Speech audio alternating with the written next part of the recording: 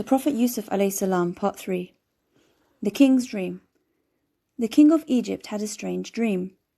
He saw in the dream 7 fat cows eaten up by 7 thin cows.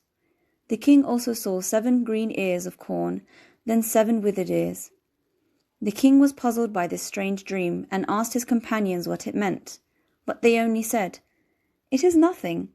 When someone is asleep, he sees many things which are not real." But the wine-bearer said, "Not so. I will tell you the meaning of this dream." The wine-bearer then went to the prison and asked Yusuf the meaning of the king's dream.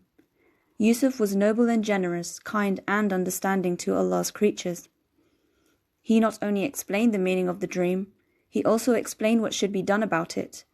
He said, "You should plant your crops for 7 years and leave the grain you harvest in the air, except for a little which you eat. After that will come a drought of 7 years. After that help will come and the people will have plenty." The wine-bearer went to the king and told him the meaning of his dream. The king sends for Yusuf. When the king heard all that, he was very relieved and happy. He asked, "Who told you the meaning of the dream? Who is this noble man who has given us this advice and shown us what to do?" The wine-bearer said, "It is Yusuf the truthful. He is the one who told me that I would be a wine-bearer to my master, the king." The king wanted to meet Yusuf and sent for him. He said, "Bring him to me. I would attach him to myself." Yusuf asked for an inquiry into his case. The messenger came to Yusuf and gave him the king's summons, but Yusuf was not ready to leave prison in that way. People would say, "This is Yusuf. He was in prison only the other day. He was unfaithful to the Aziz." Yusuf was proud and firm, intelligent and wise. Not many people in his place could have been so.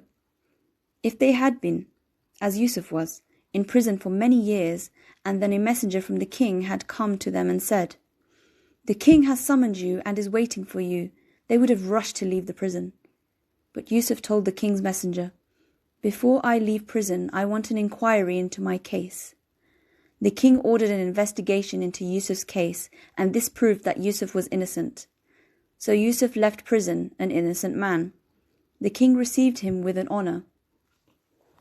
Yusuf, the ruler in charge of Egypt's grain storehouses. Yusuf knew that some people were not trustworthy, that they cheated a lot.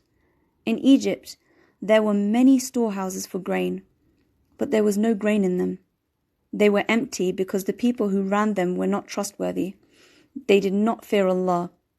Their dogs would eat while the common people had nothing. Their houses would be smartly decorated while the common people had nothing to wear. The common people could never benefit from Egypt's grain storehouses unless a guardian with knowledge was put in charge of them. A guardian without knowledge would not know how to run them wisely. Yusuf was an honest man and he had knowledge. He did not want to see the authorities ignoring the people's rights anymore. He could not bear to see people starve. Yusuf was not ashamed of the truth. He told the king, "Set me over the treasuries of the land. I am a knowing guardian." That is how Yusuf was put in charge of the grain storehouses of Egypt. The common people were very relieved and praised Allah. Yusuf's brothers come. Just as Yusuf had foretold, there was indeed a famine in Egypt and Palestine. The people of Palestine heard that there was a merciful man in Egypt, a generous and noble man in charge of the storehouses of the land, someone to whom people could go and get food. So Yaqub sent his older sons to Egypt with money to buy food. Benjamin stayed with his father because Yaqub loved him very much. He did not want to be far from him.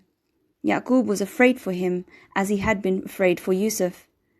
Yusuf's brothers set out to meet the noble man of Egypt, not knowing that he was their own brother, Yusuf. They thought that Yusuf was dead. How could he not be